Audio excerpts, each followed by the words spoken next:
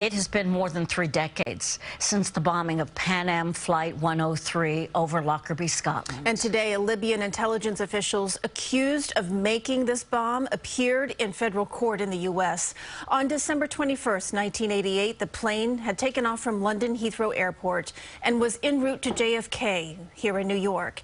After just 38 minutes in the air, a bomb in the forward cargo area exploded as the flight was over Lockerbie, Scotland. 259 people on board the plane were killed, 11 on the ground. Nearly 200 of the people on the plane were Americans. CBS 2's Alice Gaynor is here now with more on this court appearance that happened today in Washington. Alice? That's right, Dana and Christine. Though this marks the third person charged in connection with the attack, he's the first to appear in an American courtroom. The U.S. Justice Department did not disclose how he was taken into U.S. custody. For the families of those killed, I wasn't sure if, within my lifetime, we would be able to see the day. A significant milestone in the pursuit of justice 34 years later. A quiet night in a Scottish village shattered. It was just 4 days before Christmas 1988 when Pan Am Flight 103 exploded over Lockerbie, Scotland. He looked at the day that he was coming home as, what a great day that was going to be.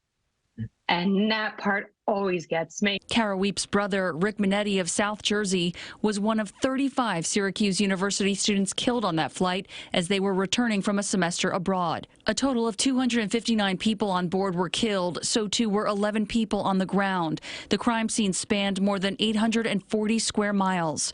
Investigators pieced together fragments of the jet, leading to parts of a cassette recorder packed with explosives. The accused bomb maker, Libyan national Abu Aguila Muhammad Massoud.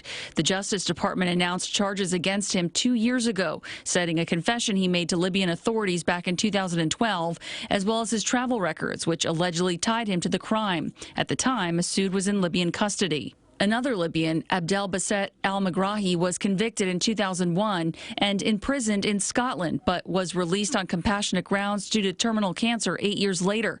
He claimed innocence until his 2012 death. Stephanie Bernstein's husband, Jericho, Long Island native Michael, was also on the flight. It's some measure of justice and satisfaction that somebody who was so critical in the murders of our loved ones is going to be held accountable. A third man was also accused in the bombing, but was later acquitted in a Scottish court. Christine and Dana? Alice, thank you. And now to some more information on how this bombing impacted security in the 1990s. 103 days after the bombing, relatives and friends of victims met with then-President Bush to request an investigation into how the U.S. government handled terrorist warnings. Then, in May of 1990, the president's commission issued a report describing lapses in security to initiate change. It had over 60 recommendations that formed the basis for the Aviation Security Improvement Act of 1990. Then in October of that year, the Senate unanimously passed that act.